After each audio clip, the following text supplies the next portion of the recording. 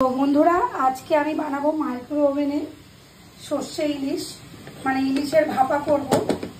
এখানে বেটে নিয়েছি সর্ষে, কাঁচা লঙ্কা, নুন, হলুদ দিয়ে আমি এটাকে পেস্ট করে নিয়েছি।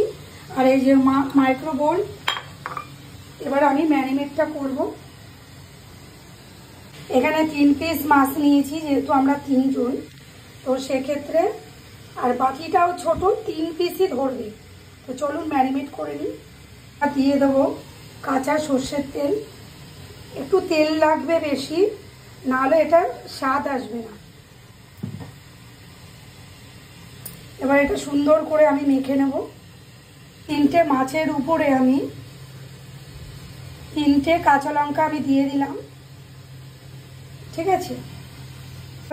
এবার মাইক্রোওয়েভে আমি দেব, মাইক্রোওভেনে দিয়ে দিয়েছি। বন্ধুরা সিদ্ধ অপশানে দিয়ে দিচ্ছি। বাবু সেট করে দিতে একটু ভুলে গেছি, শুধু গরমটাই মনে আছে।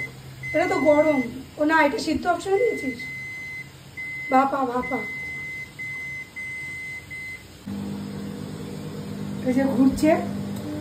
ওভেন ইলিশটা কেমন হয়েছে একটু জানিও। তো তোমাদেরকে ফোন করে একটু ভালো করে দেখাই। মাইক্রো ওভেন ইলিশ ভাপা।